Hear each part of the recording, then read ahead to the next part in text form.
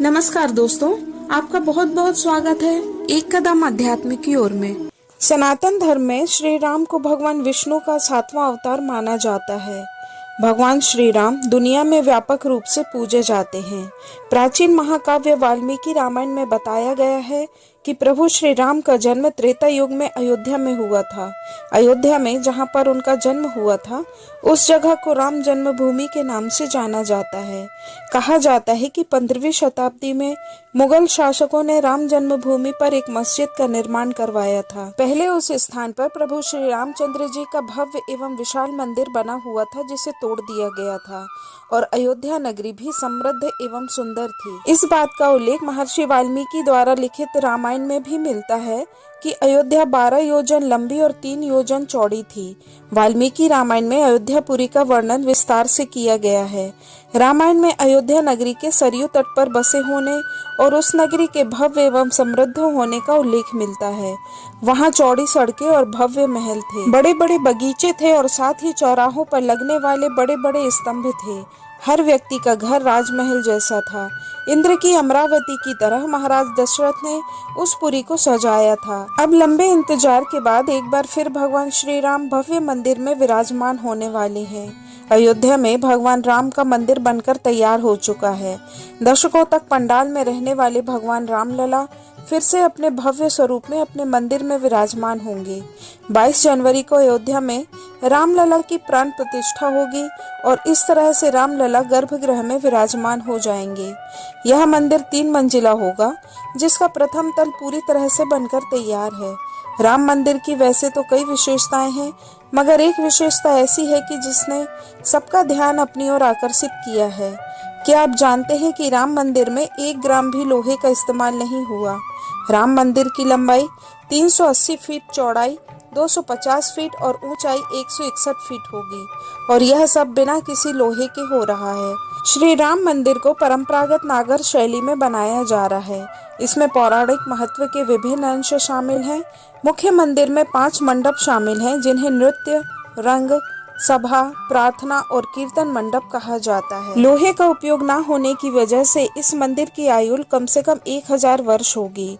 इसके निर्माण में सीमेंट, कंक्रीट और लोहे का बिल्कुल भी इस्तेमाल नहीं किया गया है। अगर मंदिर में लोहे का प्रयोग होता तो संभव है कि इसमें जंग लगती और इसकी वजह से मंदिर की नींव कमजोर हो जाती। ऐसे में राम मंदिर का 1000 साल तक टिकना संभव नहीं हो पाता। पहले के जमाने में भी ज्यादातर इमारतें बगैर लोहे के ही बनती थी। यही वजह है कि आज भी हम अपने आसपास दशकों पुरानी इमारत को देख पाते हैं। आर्टिफिशियल रॉक को मंदिर की नींव के रूप में प्रयोग किया गया है। मंदिर के फाउंडेशन में ऐसी कंक्रीट डाली गई है जो भविष्य में चट्टान बन जाएगी और इससे नींव और भी ज्यादा मजबूत हो जाएगी। सबसे पहले राम मंदिर की डिजाइन साल 1988 में अहमदाबाद के सोमपुरा परिवार के द्वारा तैयार की गई थी। सोमपुरा परिवार के लोग पिछले 15 पीढ़ियों से मंदिरों की डिजाइन बना रहे हैं और अब तक 100 से ज्यादा मंदिरों की डिजाइन बना चुके हैं। वास्तुकारों ने मंदिर परिसर में प्रार्थना कक्ष, राम कथा कुंज, वैदिक पाठशाला, संत निवास, यति निवास, संग्रहालय और कैफेटेरिया को डिजाइन किया है। मंदिर के साथ इनका निर्माण भी किया जा रहा है। अयोध्या का राम मंदिर बेहद विशाल होगा। कहा जा रहा है कि जब यह मंदिर पूरी तरह से बनकर तैयार हो जाएगा तो यह दुनिया का तीसरा सबसे बड़ा हिंदू मंदिर होगा। श्री राम जन्मभूमि मंदिर का शिलान्यास भारत के प्रधानमंत्री नरेंद्र मोदी ने 5 अगस्त 2020 को किया था। इस दौरान आधारशिला के रूप में पीएम नरेंद्र मोदी ने चांदी की ईंट की स्थापना की थी। इसके पहले श्री राम जन्मभूमि पर पंडितों ने 3 दिवसीय वैदिक अनुष्ठान किए। इसके दौरान भगवान राम की पूजा की गई और मंदिर के शिलान्यास में सभी प्रमुख देवी देवताओं को आमंत्रित किया गया। भारत के कई धार्मिक स्थानों से मिट्टी और पवित्र पानी लाया गया। इस दौरान पाकिस्तान की शारदा पीठ से भी मिट्टी लाई गई थी। साथ ही गंगा, सिंधु, यमुना, सरस्वती और कावेरी नदी का जल अर्पित किया गया। इस मंदिर का निर्माण राजस्थान के बंसी पर्वत के बलुआ पत्थरों से हो रहा है। इस मंदिर का प्रवेश द्वार पूर्व की ओर बनाया जाएगा, जो गोपुरम शैली में होगा। यह द्वार दक्षिण के मंदिरों का प्रतिनिधित्व करेगा। मंदिर की दीवारों पर भगवान राम के जीवन को दर्शाने वाली कलाकृतियां प्रदर्शित होंगी। मंदिर का आकार मौजूदा ढांचे से 3 गुना बड़ा होगा।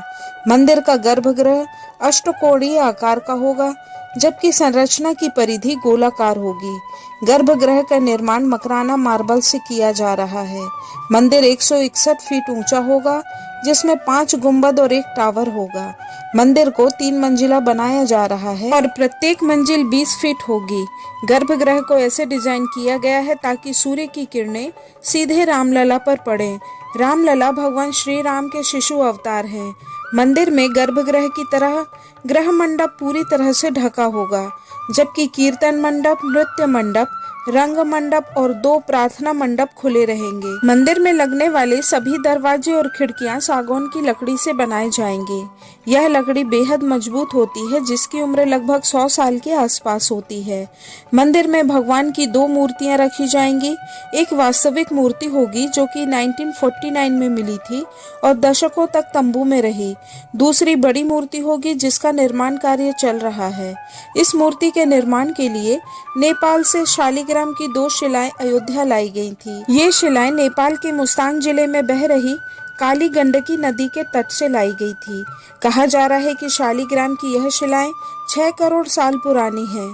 इन शिलाओं का वजन 26 टन और 14 टन है। काली गंडकी नदी के तट पर पाई जाने वाली शिलाएं प्रसिद्ध हैं। इन्हें शालिग्राम कहा जाता है। सनातन धर्म में इन शिलाओं को भगवान विष्णु के प्रतीक के रूप में स्वीकार किया जाता है और हर घर में इनकी पूजा की जाती है। मंदिर में भगवान राम के 5 वर्ष की आयु के स्वरूप वाली मूर्ति की स्थापना की जाएगी। इस मूर्ति का स्वरूप वाल्मीकि रामायण से लिया गया है। मंदिर में 2100 किलो का एक विशाल घंटा लगाया जाएगा, जो 6 फुट ऊंचा और 5 फुट चौड़ा होगा। इसके अलावा मंदिर में विभिन्न आकार के 10 छोटे घंटे भी लगाए जाएंगे। घंटों का निर्माण पीतल के साथ अन्य धातुओं को मिलाकर किया जाएगा। इन घंटों का निर्माण जलेसर एटा की फर्म सावित्री ट्रेडर्स कर रही है। एटा का जलेसर पूरी दुनिया में घुंघरू और घंटी उद्योग के लिए प्रसिद्ध है। इस तरह से एक विशाल और भव्य मंदिर की स्थापना प्रभु श्री राम के लिए हो रही है। हमारे देश में श्री राम जी के मंदिर को लेकर काफी उत्साह और चर्चा है।